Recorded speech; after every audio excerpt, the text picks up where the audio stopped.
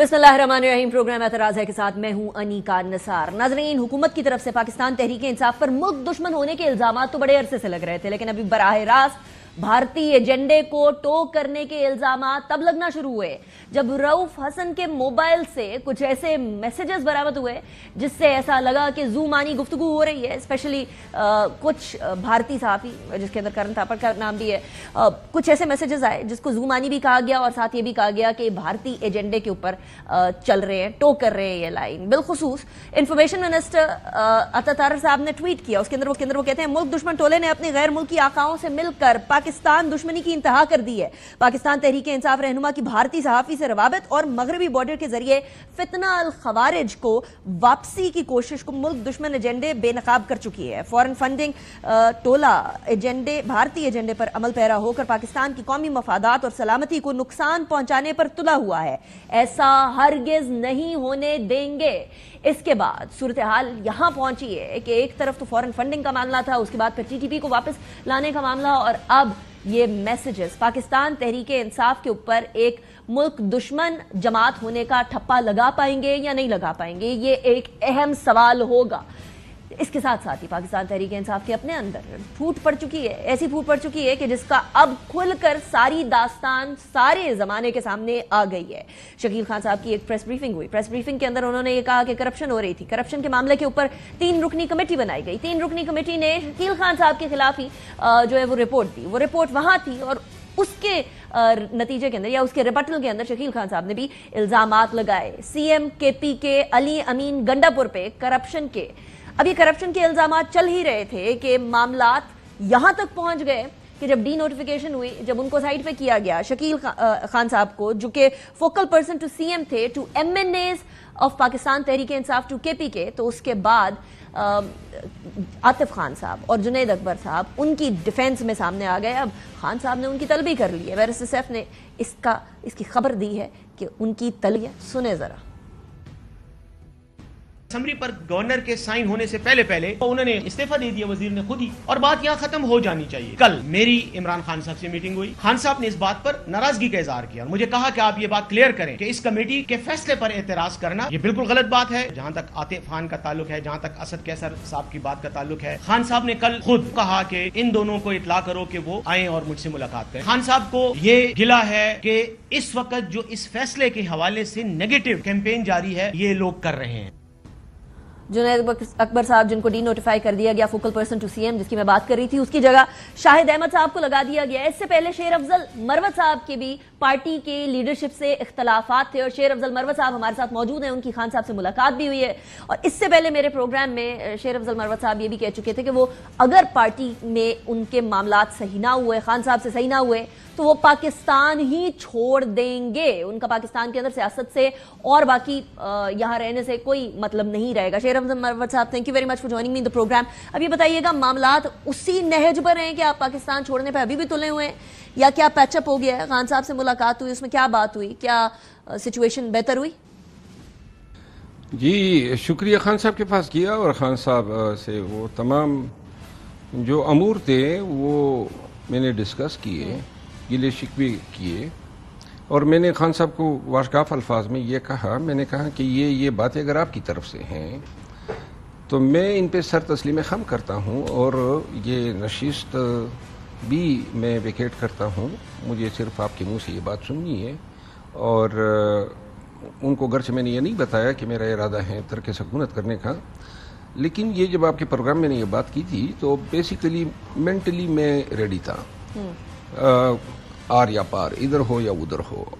लेकिन मेरी ख्वाहिश ज़रूर थी, आपके प्रोग्राम में भी शायद मैंने ये कहा था कि मैं चाहता हूँ कि मैं खान के साथ रहूँ और कुछ इस वक्त में मैं खान के और पार्टी के काम आ सकूँ, क्योंकि मुझे इल्म है एहतजाज और मास प्रोटेस्ट जो हैं इस दौरान 9 मई के बाद जो है पीटीआई को मेरी शक्ल में मिला, क्योंकि अल्लाह के तफेल पब्लिक में कबूलियत मिली और ये जो लोगों को जो है जमा करना, इकट्ठा करना, निकालना, ये तरीके में जान गया। उस पर तो आते हैं अभी 22 को जो आपने करना है और कैसे करना है और एनओसी के बगैर करना है या नहीं करना, उस पर अभी आते हैं। लेकिन एक इल्ज़ाम जो मैंने सुना कि पाकिस्तान तहरीक इंसाफ के विदिन भी ये चीज़ सर्कुलेट कर रही थी कि आपने عمران خان صاحب اور بشرا بی بی صاحبہ کے خلاف کچھ ایسے الفاظ استعمال کیے ہیں جو خان صاحب کو پسند نہیں آئے ہیں. تو اس والے معاملے کے اوپر تو جنرلی بانی پاکستان تحریک انصاف بڑے اسٹرکٹ ہوتے ہیں. ایسی کوئی بات ہوئی تھی, کوئی کلیئرٹی آئی کوئی چیز پہ؟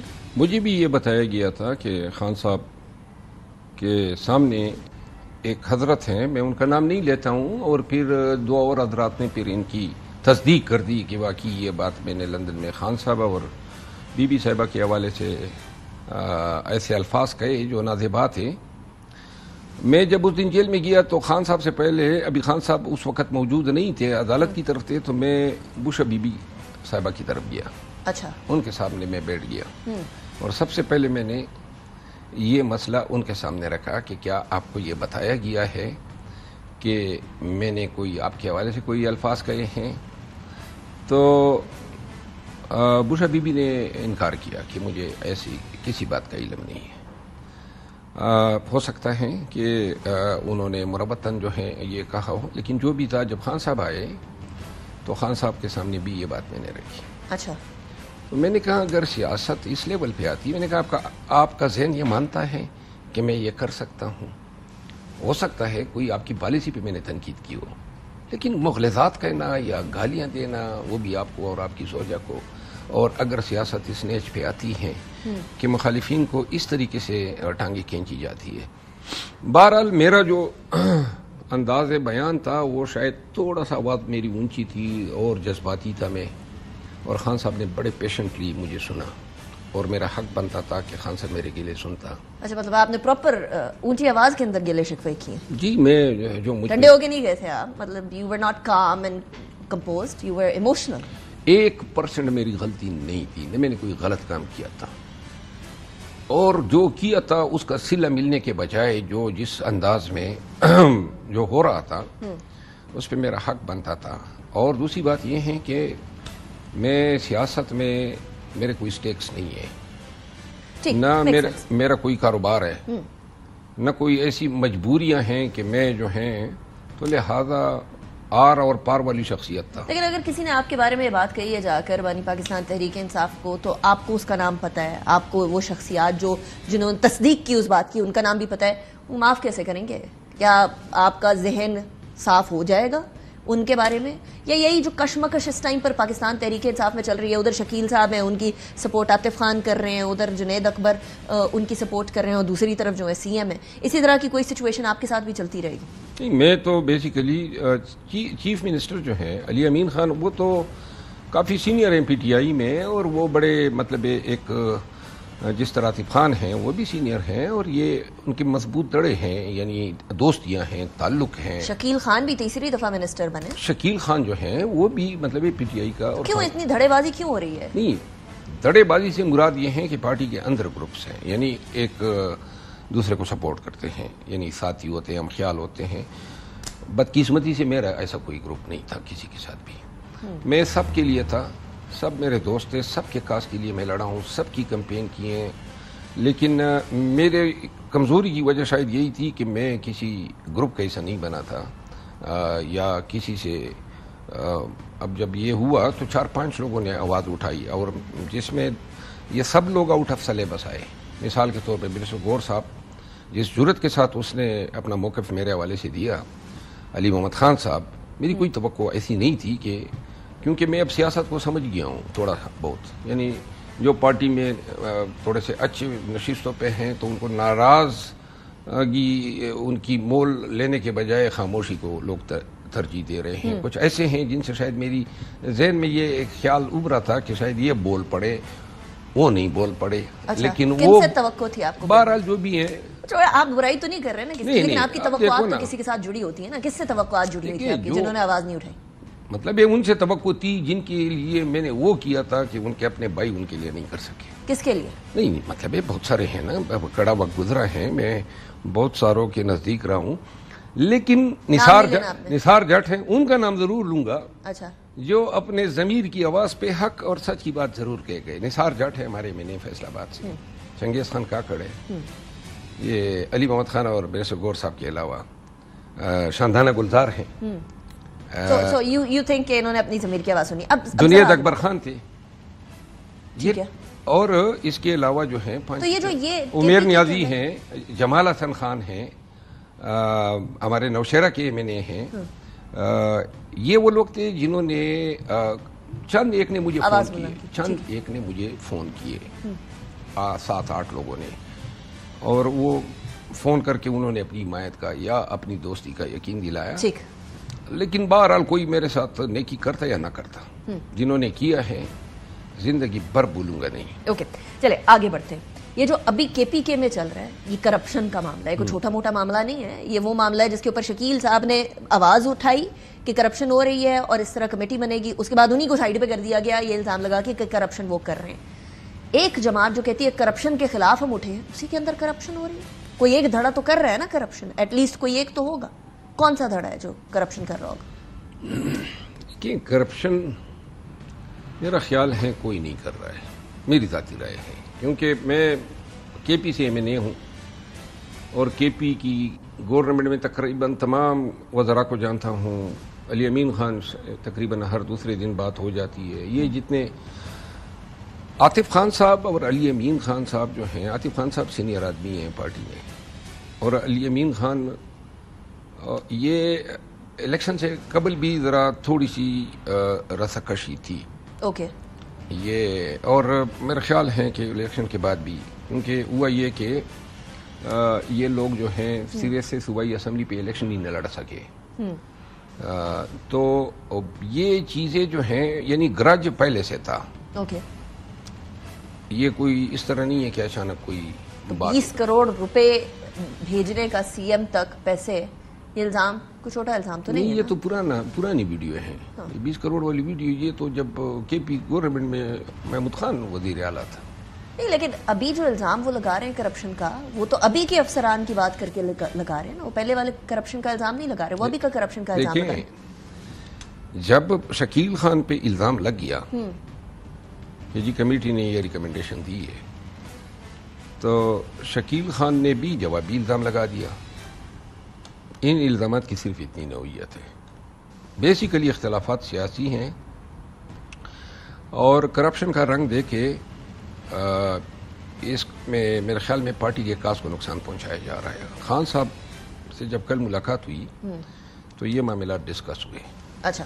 خان صاحب نے بیسگور صاحب بیٹھے ہوئے تھے، ان کو یہ کہا، عاطف خان صاحب کے لیے پیغام دیا کہ عاطف خان صاحب مجھ سے مل لیں، جنید خان کے لیے بھی. لیکن ساتھ میں بیسگور صاحب کو یہ بھی کہا کہ علی امین خان کی حکومت کو اگر کوئی گرائے گا تو میں یہ اسمبلی ڈیزالو کر کے گورنمنٹ ختم کر سکتا ہوں، لیکن علی امین کے ٹانگوں تلے میں یہ اقتدار کا مسند چھین نہیں سکتا ہوں. یہ بڑے ہی واشگاف الفاظ میں انہوں نے کہا. اچھا، ایک اور چیز جو ڈسکس ہوئی وہ 22 تاریخ کو جو جلسہ کرنا ہے وہ ڈسکس ہوا اور آپ کو اس کی ذمہ داری سونپی گئی ہے. پہلے تک تو ہم یہ سن رہے تھے کہ خان صاحب نے کہا ہے کہ این او سی کے بغیر ہم کوئی جلسہ جلوس نہیں کریں گے. اب آپ کہہ رہے ہیں ابھی ہمیں این او سی کی بھی ضرورت نہیں ہے. کیا عمران خان صاحب نے اپنا مائنڈ چینج کر لیا کہ این او سی کے بغیر چلیں؟ نہیں، یہ جو این او سی والی باتیں ہیں نا، یہ جب میں علیحدہ ہوا تو اس کے بعد این او سی کی پیچھے یہ پڑ گئے کہ این او سی ملے تاکہ، اور خان صاحب کہتا ہے کہ تصادم نہ ہو. تو یہ احتجاج تو بنیادی طور پہ میں کرتا تھا، صرف میں، اور یہ 9 مئی کے بعد سے لے کر پارٹی کے پلیٹ فارم سے پورے ملک میں کیا. کبھی خان صاحب نے تو مجھے یہ نہیں کہا کہ این او سی لے کے احتجاج کرو. خان صاحب نے کبھی یہ نہیں کہا کہ کیا پارٹی لیڈرز جھوٹ بول رہے تھے کہ خان صاحب نے کہا کہ این او سی چاہیے ہمیں، این او سی کے بغیر نہیں کریں گے؟ میں آپ کو گزارش کروں نا، خان صاحب ہیں جیل میں بندی، اس کی لمیٹڈ ایکسیس ہے انفارمیشن تک، اور گنتی کے لوگ ملتے ہیں، وہی چہرے ہیں. تو لہٰذا جو سجیسٹ کیا جاتا ہے خان صاحب اسی کو دیکھ کے ایک آپشن ایکسرسائز کر لیتا ہے. جب میری ملاقاتیں ہوتی تھی تو ہم نے تو کبھی این او سی کی بات ہی نہیں کی تھی. خان صاحب کو علم تھا، پرچے ہو جاتے ہیں، پکڑ دکڑ ہو جاتی ہے.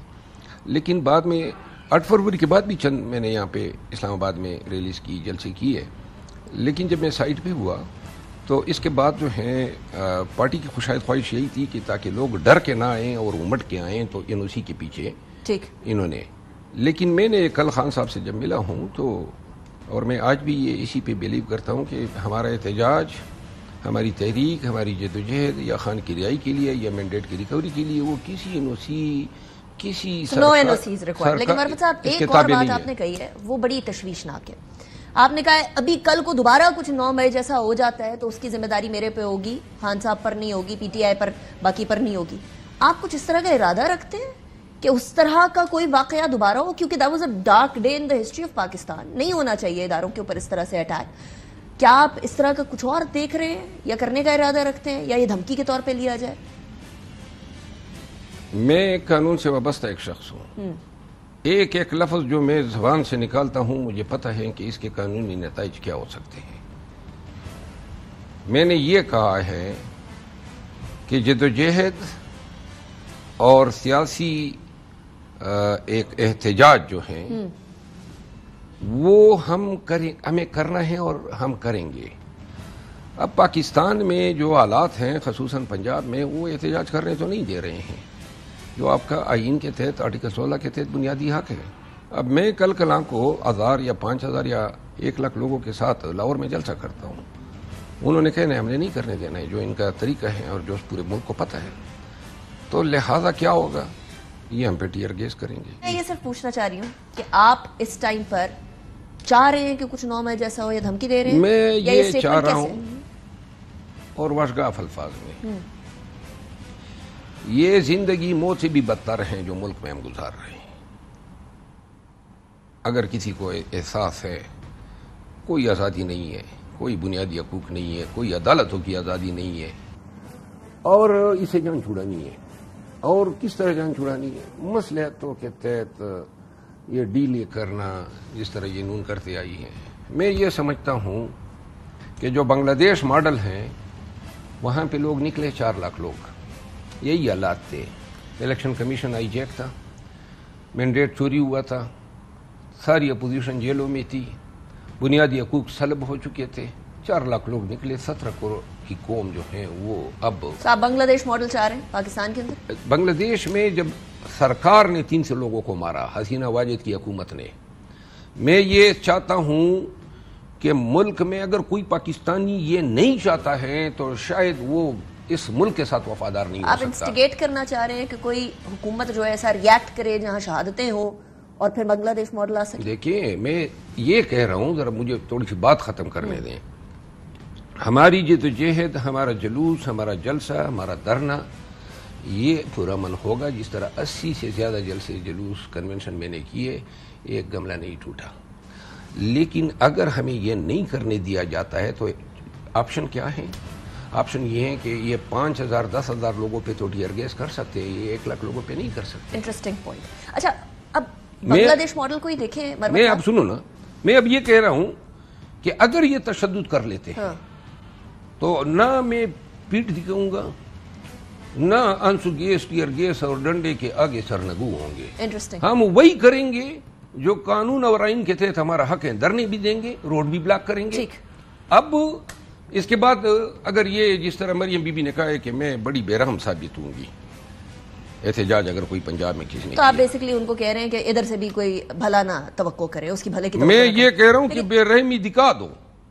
آپ چاہ رہے ہیں؟ نہیں, ہاں کیا چاہ رہا ہوں, اگر وہ اتنی بے رحم ہیں اور بتانا چاہتی ہیں کہ اس کے پاس اختیار ہیں تو دیکھنا یہ ہے کہ اس کی بے رحمی عوامی جدوجہد پہ حاوی ہوتی ہے یا عوام پاکستان اور دستور پاکستان جو ہیں وہ فلرش کر. لاسٹ سوال, آپ بنگلہ دیش ماڈل کا آپ نے لاسٹ ٹائم بھی یہ جو ہے وہ ایک ریفرنس دیا تھا, ابھی بھی دیا ہے.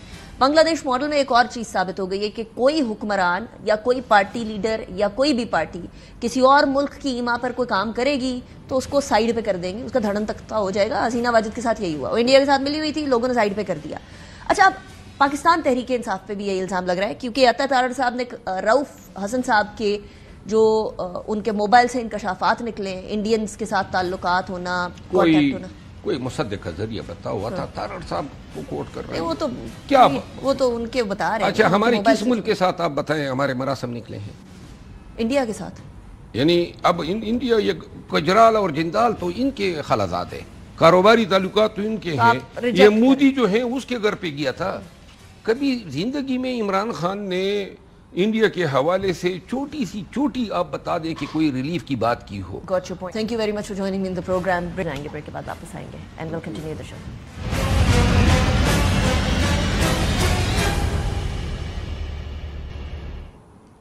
Welcome back after break. हमारे साथ मौजूद हैं इशरतुल इबाद साहब, जो कि सिंध के साबिक गवर्नर हैं, लॉन्गेस्ट गवर्निंग गवर्नर जो हैं वो सिंध के हैं। 14 साल उन्होंने सिंध को सर्व किया। उसके बाद पाकिस्तान से बाहर चले गए, कुछ इख्तलाफात हुए, उसके बाद उनका बाहर जाना हुआ। पाकिस्तान पीपल्स पार्टी ने उनको अप्रोच किया कि पीपीपी ज्वाइन की जाए, उन्होंने नहीं ज्वाइन की, सियासत से बड़े अरसे दूर रहे। लेकिन पिछले कुछ अरसे के अंदर उनकी मुलाकातें और उनके फोन कॉल्स के बड़े चर्चे हो रहे हैं। पहले उस टाइम पर सदर आरिफ अलवी हुआ करते थे, उनसे उनकी मुलाकात बात हुई, फोन पे बात हुई। अभी रिसेंटली कुछ मुलाकातें हुई हैं, जिन मुलाकातों की वजह से एक बार फिर अखबारात और खबरों की जीनत बने वो शाहिद खाकान अब्बास साहब और मिफ्ता इस्माइल साहब ने जब अपनी अवाम पाकिस्तान पार्टी लॉन्च करनी थी तो उससे पहले दुबई के अंदर इशरतुल इबाद साहब से मुलाकात हुई। इसके अलावा मरवत साहब, शेर अफजल मरवत साहब, जो अभी थोड़ी देर पहले हमारे प्रोग्राम में बैठे हुए थे, उनसे मुलाकात हुई।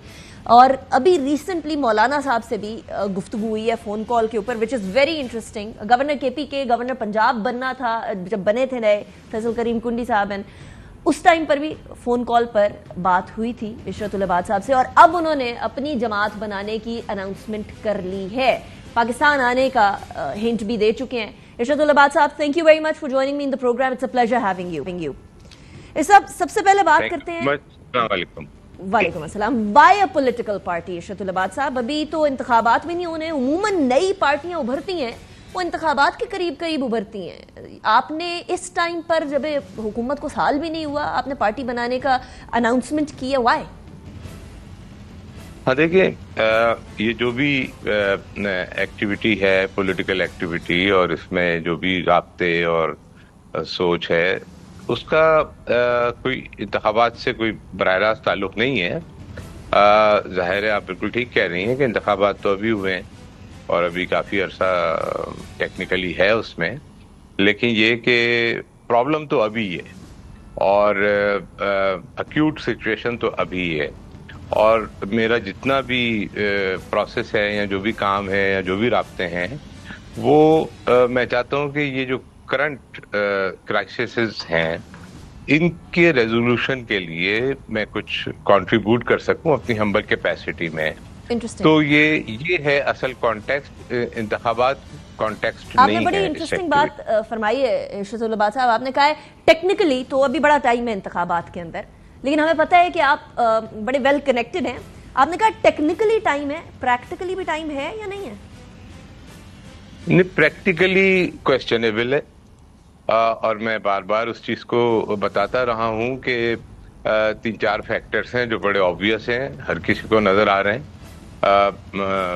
इनस्टेबिलिटी है, पॉलिटिकल फाइनेंशियल क्राइसिस है, लॉ एंड ऑर्डर सिचुएशन मुल्क के मुख्तलिफ हिस्सों में, और गवर्नेंस का फुकदान है, और विजिबिलिटी गवर्नमेंट की नहीं है उस तरीके से जैसी होनी चाहिए।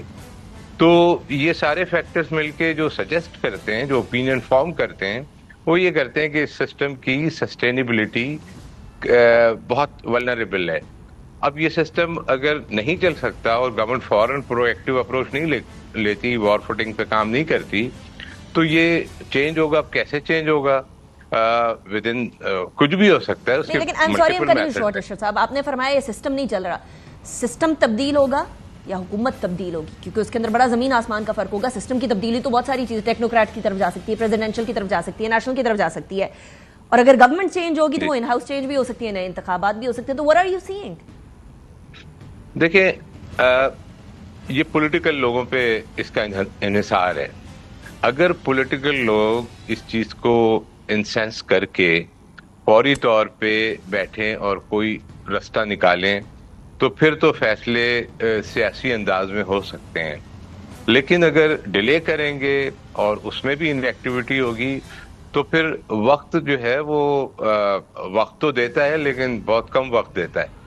तो फिर वक्त ही फैसले कर रहा होता है और लोग उसको फॉलो कर रहे होते हैं, तो फिर कुछ नहीं पता चलता कि क्या होगा। अच्छा, यहाँ मुझे एक कंस्पिरेसी थियरी से चलिए जोड़ने दीजिए एक को। मैं ये बात नहीं कर रही, आपकी पुरानी जमात के जब पुरानी सूरत में हुआ करती थी, उस टाइम पे वहां से कहा गया कि आप जो है ना बेसिकली एस्टेब्लिशमेंट के बड़े क्लोज हैं, बड़े करीबी हैं। अब लोग ये कह सकते हैं या ये तासुर जा सकता है कि अच्छा, पुरानी जमात की पुरानी सूरत जब होती थी तो उन्होंने ये कहा, और अब जो है हुकूमत वैसे ही कह रही है बड़ा नाजुक सूरत हाल है, वहां से पीटीआई कह रही है दिसंबर के अंदर कुछ हो सकता है, और आप अब जमात बना रहे हैं। تو کیا یہ بھی کہا جا سکتا ہے کہ آپ کو گو اہیڈ ملی ہے کہیں سے کہ جماعت بنائیں اور چیزیں تبدیل ہو سکتی ہیں؟ نہیں، ایسا نہیں ہے. دیکھیں، پرانی جماعت کی جو بات کی تو اس کی جو میجر اس کی جو یعنی تھیوریز یا جو بھی پرسیپشن بلٹ اپ تھا وہ کنسپیریسی تھیوریز پہ ہی زیادہ ہوتا تھا، جس وجہ سے آج اس پریشانی کا سامنا کر رہی ہے وہ جماعت. جہاں تک پی ٹی آئی کی بات کی تو ظاہر ہے کہ وہ تو اپوزیشن پولیٹیکل پارٹی ہے اور وہ تو پریشر ماؤنٹ کرے گی اور یہی کہے گی. میں تو لاجیکل جو فیکٹرز ویزیبل ہیں ان کی بنیاد پہ بات کر رہا ہوں، اور اس بات کو کرنے میں اگر آپ ڈیبیٹ کریں تو میرا خیال ہے ہر آدمی جو پولیٹیکل اسپرنٹ ہو اور تھوڑے گورننس کے معاملات سمجھتا ہو، اسٹیٹ کرافٹ کے معاملات سمجھتا ہو، تو وہ یہی کنکلوڈ کرے گا. اس میں کسی کو کچھ بتانے کی ضرورت ہے نہیں. سو وی کین سیفلی سے کہ آپ کو اسٹیبلشمنٹ کی طرف سے کوئی گو ہیڈ نہیں ملی ہے کوئی جماعت بنانے کے لیے، فارم کرنے کے لیے؟ نہیں، مجھے ضرورت بھی نہیں ہے، اور مطلب اس میں اسٹیبلشمنٹ کے گو ہیڈ کی کیا ضرورت ہے. انٹرسٹنگ. اچھا، ایک طرف آپ نئی جماعت بنانے کا اناؤنس کر رہے ہیں، دوسری طرف اتنی ساری جماعتیں ابھی بنی ہیں. استحکام پاکستان پارٹی الیکشن سے پہلے بنی، Pakistan Tehreek Insaf parliamentarian P T I پی وہ الگ بنی، اس کے بعد ابھی حال میں مفتاح اسماعیل صاحب، شاہد خاقان عباس صاحب، ان کی عوام پاکستان پارٹی بنی. تو آپ کی جماعت ایسا کیا نیا لے آئے گی ارشد العباد صاحب جو کہ یہ جماعتیں نہیں دے پا رہی یا نہیں دے پائیں گی ان دا فیوچر؟ دیکھیے، جو باقی جماعتوں کی آپ نے بات کی پری الیکشن، تو ان کا کانٹیکس بالکل ڈفرینٹ ہے، ان کی فیلئرز کی ڈفرینٹ ریزنز ہیں. اور جو پوسٹ الیکشن جماعتیں یا جو بھی پولیٹیکل ایکٹیویٹی ہو رہی ہے اس کا کانٹیکس بالکل ڈفرینٹ ہے. شاہد خاقان صاحب، مفتاح اسماعیل صاحب ایک ایکسپیرینسڈ لوگ ہیں. انہوں نے بھی غالباً میرے ساتھ جب ملاقاتیں ہوئی تھی تو ہم نے یہی ڈسکس کیا تھا جو ملکی صورتحال ہے اور اس میں کچھ کرنا چاہیے. اب انہوں نے ایک طریقہ کار نکال لیا کہ ایک پولیٹیکل پارٹی لانچ کر کے وہ اپنی بات کو کرنا چاہ رہے ہیں. میں ابھی پروسیس میں ہوں، میں پہلے ذرا واٹر ٹیسٹ کر رہا ہوں اور لوگوں کو اکٹھا کر رہا ہوں. تھوڑا سا ماڈل چینج کیا ہے، ریورس انجینئرنگ کی ہے میں نے، کہ پہلے میں تھوڑا سا گراؤنڈ کو دیکھوں اور اس پہ کچھ ڈیلیور کرنا شروع کروں. انٹرسٹنگ. اچھا، آپ کی ملاقات ہوئی مفتاح صاحب سے، شاہد خاقان عباس صاحب سے، آپ نے خود بھی فرمایا اپریل 2024 میں. اس ملاقات میں یقیناً انہوں نے یہ بھی کہا ہوگا کہ آپ آئیے ہماری جماعت کو جوائن کیجئے. عوام پاکستان کو جوائن نہ کرنے کی کیا وجہ تھی ارشد العباد صاحب؟ اور نئی جماعت جی سوری، اس وقت جو ہے وہ جو بات چیت ہوئی تھی اس وقت وہ ایک سوچ بچار میں تھے پارٹی کے، لیکن فارم غالباً نہیں تھے. لیکن ہم نے یہ ضرور جب آپس میں انٹریکٹ کیا ہے تو نتیجہ یہ ضرور نکلا کہ سوچیں بہت ملتی ہیں، اور کسی بھی شکل میں ہم چاہے وہ اپنی جماعت بنا رہے ہوں یا میں بنا رہا ہوں یا نہیں بنا رہا ہوں، ہم مل کے کام کر سکتے ہیں. تو آج بھی آپ نے یہ آپ کی طرف آپ کے مائنڈ میں یہ نہیں آیا کہ عوام پاکستان جوائن کر لیتے ہیں نئی جماعت بنانے کی بجائے یہ کہ ڈیوائیڈ کر دیں، اس کو یونائٹ کر دیتے ہیں؟ نہیں، اگر پولیٹیکل اس سے سوچیں تو پھر ظاہر ہے کہ وہ پھر اس کا ایک پروسیس ہے. پھر میرے ساتھ جو لوگ جڑے ہیں ان کا مشورہ بھی ہے، ساری چیزوں کو نظر میں رکھنا پڑتا ہے، اور وہ بھی اپنا کام کر رہے ہیں، اور میں تو دعا گو ہوں کہ وہ بہت اچھا کام کریں، کیونکہ اسپیس ہے. بہت زیادہ ڈس اپوائنٹمنٹ ہے تمام سیاسی جماعتوں سے. ڈیلیورنس کا پرابلم ہے، گورننس کا پرابلم ہے، مورل اسٹینڈنگ کے پرابلمس ہیں، بہت سارے پرابلمس ہیں. انٹرسٹنگ. تو ایک اسپیس ہے. رائٹ، اسپیس تو ہے، لیکن وہ اسپیس کو پر کرنے کے لیے آپ کے ساتھ ساتھ کون کھڑا ہے ارشد صاحب؟ جی بہت سارے لوگ ہیں اور بڑے اچھے لوگ ہیں. میں وقت آنے پہ ہی بتا پاؤں گا. کچھ اچھے لوگوں کا نام ہمیں بھی بتا دیں ارشد صاحب ابھی سے، تاکہ ہمیں پتا ہو کہ اچھے لوگوں میں کون کون ہے. نہیں، اچھے لوگ ہیں، بس جو سمجھتے ہیں صورتحال کو، جو مختلف سبجیکٹس جو اس وقت کرائسس ہے اس کے اوپر. اچھے لوگ پاکستان میں موجود ہیں، پاکستان سے باہر ہیں ارشد صاحب؟ پاکستان میں بھی ہیں، پاکستان سے باہر بھی. سیاست سے تعلق رکھتے ہیں یا سیاست سے تعلق نہیں رکھتے؟ دیکھیں، چاہے سیاست سے تعلق رکھتے ہوں، چاہے ریاست سے تعلق رکھتے ہوں، سبھی ریاست سے تعلق رکھتے ہیں، لیکن میرے ساتھ جو لوگ ہیں وہ زیادہ تر سیاست اور پروفیشنل ہیں، مطلب جو مختلف فیلڈز کے ایکسپرٹس ہیں. اور کیا وہ صرف सिंध से ताल्लुक रखते हैं या ओवरऑल पाकिस्तान से ताल्लुक रखते हैं? ओवरऑल पाकिस्तान। तो आपकी जमात जो है वो कराची मखसूस या सिंध मखसूस नहीं होगी? नहीं, देखिए मसला है मुल्क का, पूरे मुल्क का। मतलब आज फैसलाबाद की खबर आ रही थी कि वहां पे प्रेशर इंडस्ट्रीज पर है और क्लोज डाउन हो रही है। सही है गलत है मुझे नहीं पता, राइट। लेकिन ये खबर है, पूरे मुल्क में ये खबर है कि बिजनेसेस अफेक्ट हो रहे हैं, इलेक्ट्रिसिटी क्राइसिस है, महंगाई हो चुकी है। ये वाला मामला है जिस पे अभी जमात इस्लामी एहतजाज करेगी जी। तो उसके ऊपर कोई सोल्यूशन लेके आ रहे हैं इरशाद साहब आप, कोई हल? क्योंकि एहसन इकबाल साहब ने कहा है कि जिसके पास हल है वो हमारे पास आए, डिस्कस करे, लेट्स सॉल्व दिस इशू। देखें, ये तो गवर्नमेंट का काम है हल निकाले और सबसे हल पूछे और जो हल बता रहा हो उसके पास जाए। प्यासा जाता है पानी के पास। मेरे पास हल मौजूद है और मैं बहुत तेजी, ये कोई कमेटी बनाने की जरूरत नहीं, ये ओपन एंड शट केस है। How so? और ये फ्रॉड है और इसको अगर मेरे हाथ में देते हैं रिजॉल्व करने के लिए तो बहुत स्विफ्टली और क्विकली रिजॉल्व किया जा सकता है ये। और अगर इसको डिटेल में रिजॉल्व किया जाए तो ये फ्रॉड के पीछे फिर बहुत सारी चीजें और खुलेंगी। क्या चीजें? मनी लॉन्ड्रिंग भी खुलेगी। किसकी मनी लॉन्ड्रिंग? किसकी तरफ से मनी लॉन्ड्रिंग? किसने किया फ्रॉड? जो देखिए, जो अब ये तो आप सारी फाइल अभी खोल रही हैं, मतलब ये तो ओपन एंड शट केस है। जितने भी लोग हैं, ओपन भी कर लेते हैं, शट भी कर लेते हैं इरशाद साहब। अभी हमने बात करना शुरू कर ही दिया, तो let's open it and shut it. नहीं, देखिए जितने भी ओनर्स हैं, अभी आप देखें कि बात होती है कि फॉरेन इन्वेस्टमेंट है, तो आप जरा जाके चेक कर लें। 93% तो लोकल इन्वेस्टमेंट है, 7% फॉरेन इन्वेस्टमेंट है। अच्छा, और 7% जो इन्वेस्टमेंट है वो भी उसकी कैटेगरी जरा डिफरेंट है, वो उस टाइप की नहीं है। फिर सॉवरेन गारंटी की बात होती है, लेकिन जो बेसिक इशू है वो ये कि परफॉर्मेंस ऑडिट नहीं है।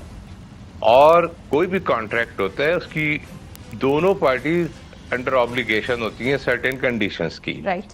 तो ये कहाँ की कौन से कानून में है कि हुकूमत जो है वो नेशनल एक्सचेकर से पैसे निकाल के देती जाए आईपीपीस को और उनको जो करना है वो ना करें। ठीक। तो जो उनकी जो कैपेसिटी आप दे रहे हैं, जो कैपेसिटी चार्जेस दे रहे हैं, तो जो प्लांट्स बंद हैं उनको क्यों दे रहे हैं? मतलब वो परफॉर्मेंस और कहाँ है? राइट। तो बहुत सारी चीज इसमें, और ये बड़ा क्विकली रिजॉल्व हो सकता है। ये मेरे हिसाब से ये कमेटी और ये जो इसको डिले कर रहे हैं, ये ना जी इसको रिजॉल्व करें और ये किया जा सकता है। राइट। अच्छा इरशाद साहब, पाकिस्तान कब वापस आ रहे हैं? बस इंशाल्लाह मैं एक प्रोसेस में हूँ और बहुत तेजी से हम सारी चीजें कर रहे हैं और मैं चाहता हूँ कि करके आऊँ। और मैंने चले तो तारीख ना दे तो महीना ही दे दे। क्या इसी साल आ रहे हैं, अगले साल आ रहे हैं? और अगर इंशाल्लाह इसी साल, तो इस साल कौन सा महीना होगा जिस महीने आप वापस आएंगे? बस अब तो कम ही महीने रह गए हैं, तो कम ही महीनों में ही आ जाऊंगा। राइट। अच्छा, आप ये समझते हैं इरशाद साहब कि आप पाकिस्तान वापस आ जाएं तो आप ये जो आप मुज़ाकरात की बात भी कर रहे हैं, आपने मरवत साहब से भी मुलाकात में ये कहा कि सियासी जो दर्जा हरारत है इसको कम करने की जरूरत है। Will you be able to make them set को बिठाकर आप बातचीत, वो जो एक इंटरमीडिएटरी की जरूरत होती है, वो बन सकेंगे? देखिए, ये अभी आज की अगर हम बात करें तो ये मेरा ख्याल आप पॉलिटिकल स्टेबिलिटी के हवाले से बात कर रही हैं और बहुत सारे प्रॉब्लम जो हैं वो बाई प्रोडक्ट हैं पॉलिटिकल इनस्टेबिलिटी के। तो पॉलिटिकल स्टेबिलिटी को जब आप अचीव करना चाहते हैं तो उसमें मेरे हिसाब से आज की सूरत हाल में इसको सिर्फ एडमिनिस्ट्रेटिवली हैंडल किया जा रहा है, एडमिनिस्ट्रेटिव एंड पुलिसिंग से हैंडल किया जा रहा है। इसमें पॉलिटिकल कंपोनेंट नहीं है, इसमें स्मार्ट मैनेजमेंट की जरूरत है जिसमें ज्यादा पॉलिटिकल कंपोनेंट हो और फिर जरूरत के मुताबिक आप एडमिनिस्ट्रेटिव और पुलिसिंग कंपोनेंट भी कर लें, लेकिन प्राइमरीली इसमें पॉलिटिकल कंपोनेंट की जरूरत है जो कि ग्रैंड नेशनल डायलॉग्स और पॉलिटिकल लोगों का इसको इनिशिएटिव लेके इसको रिजॉल्व करने की जरूरत है। राइट। लास्ट क्वेश्चन इरशाद साहब, आपने कहा आपके आने में चंद ही महीने रह गए हैं, तो मैं सेफली प्रिज्यूम कर सकती हूँ कि एटलीस्ट 2-3 महीने तो होंगे। तो सितंबर, अक्टूबर, नवंबर तो गया, तो अप्रोक्सीमेटली आप, अगर मैं अपनी कैलकुलेशन करूँ तो दिसंबर के अराउंड, नवंबर दिसंबर के अराउंड आएंगे کیا تب تک حکومت ہوگی؟ مطلب انشاءاللہ اسی سال. یہ تو میں نے جیسے ابھی آپ کو بتایا کہ یہ چیزیں ہیں, اور سسٹینیبلٹی اور ولنریبلٹی کی بات کی ہم نے, تو یہ تھوڑا سا کھنچ سکتا ہے ٹائم اگر گورنمنٹ جو ہے وہ پرو ایکٹیو ہو جائے اور وار فوٹنگ پہ کام کرنا شروع کر دے, تھوڑا اور کھنچ جائے گا. لیکن جو آج کی صورتحال ہے یہ لمبا time. All right, Arshad Ulbad صاحب, thank you very much for joining me in the program. It was a pleasure having you. بتائیں بریک کے بعد بات کریں گے آپ کی اور میری دونوں انٹرنیٹ ایکسیس اس ٹائم پر سلو ہے. کیوں سلو ہے؟ حکومت سے پوچھنے کی کوشش کریں تو وہاں جواب کوئی نہیں, ہم جواب ڈھونڈنے کی کوشش کریں گے ایک بریک کے بعد.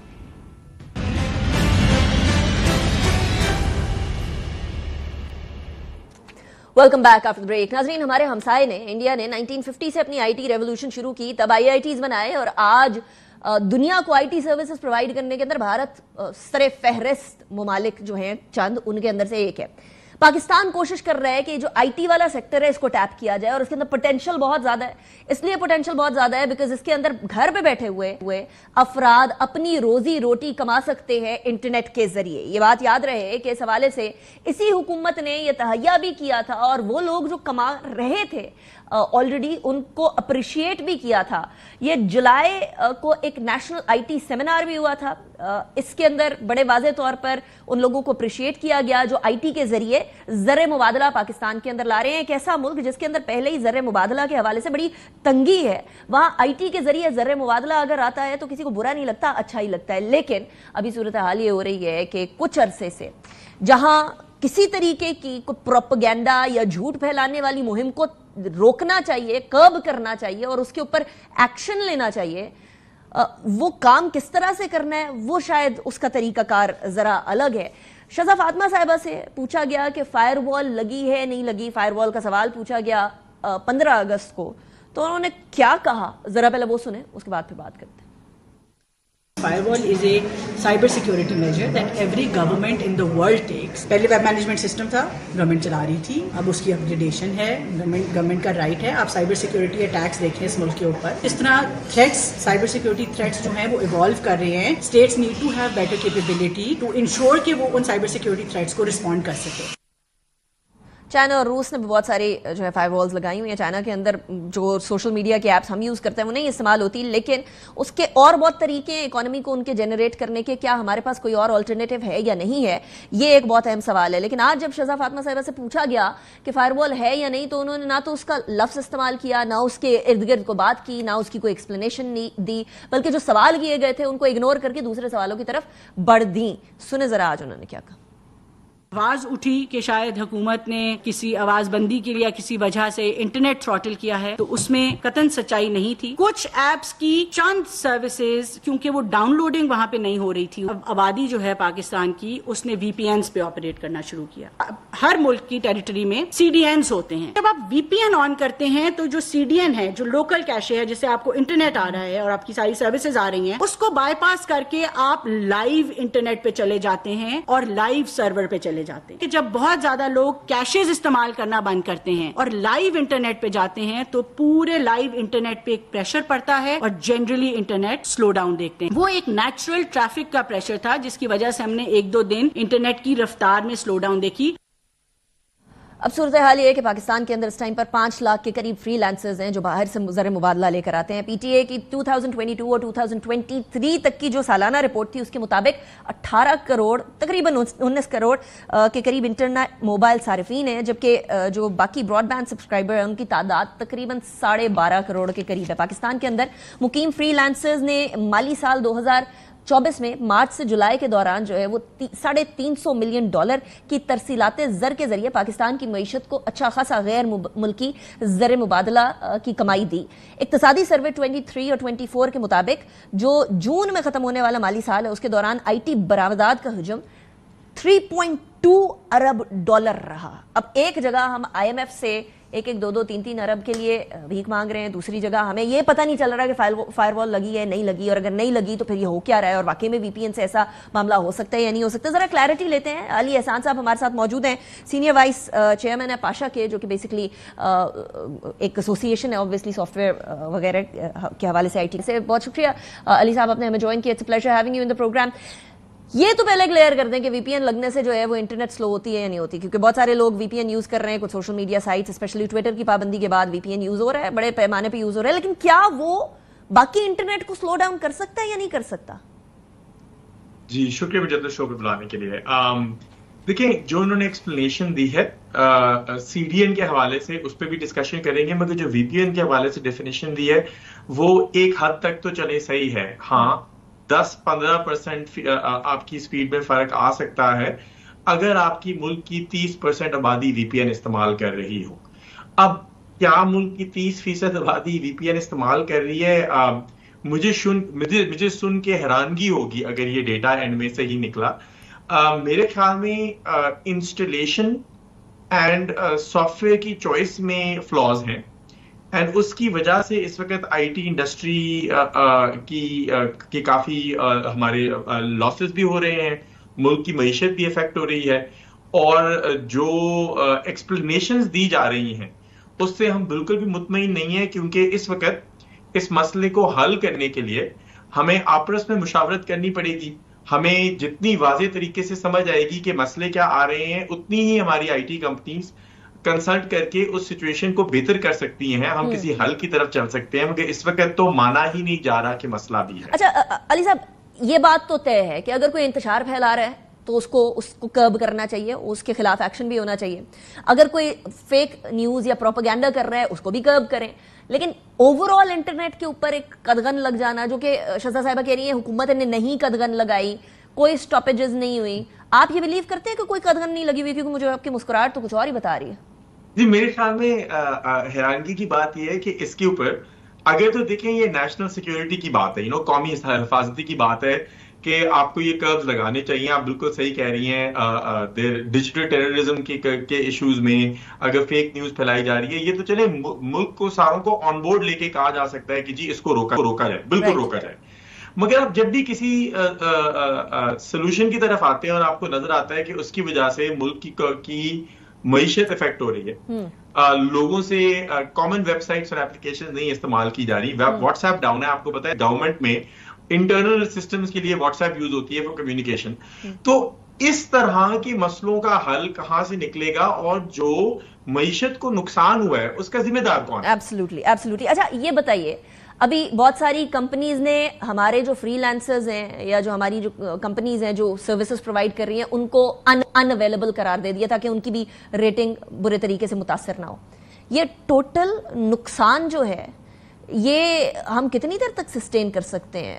اگر ہم اربوں ڈالرز کے اندر کما رہے ہیں تو this is a big service to Pakistan in itself. جی بالکل. دیکھیں جو انفارمیشن ابھی تک سامنے آئی ہے نا، وہ تو یہ ہے کہ جی فری لانسرز کا نقصان ہوا ہے، اپ ورک کے پلیٹ فارم میں شاید کوئی ایشوز آ رہے ہیں، فائیور میں انہوں نے پروفائلز ان اویلیبل کر دی. ہمارے پاس جو اب انفارمیشن سامنے آ رہی ہے وہ پاکستان کی ٹاپ آئی ٹی کمپنیز کی ہے. ہمیں پتہ لگ رہا ہے کہ ٹاپ ہیلتھ کیئر کمپنی جو یو ایس میں سروسز پرووائڈ کر رہی ہیں، ان کی 200 لائنیں ایک ہفتے کے لیے ڈاؤن تھیں. یہ کمپنی شاید اکیلا ہی $50 ملین پاکستان میں ریونیو کماتی ہو سال کا. ہمیں پتہ لگ رہا ہے کہ جو کمپنیز بی پی او سروسز پرووائڈ کر رہی ہیں ان کی سسٹم، ان کی انٹرنیٹ کی ڈیگریڈیشن 30 سے 40% ہے، اور وہ اتنی کم سروسز کو ریکویسٹ کر سک رہی ہیں. رائٹ. اب یہ جو نمبرز ہیں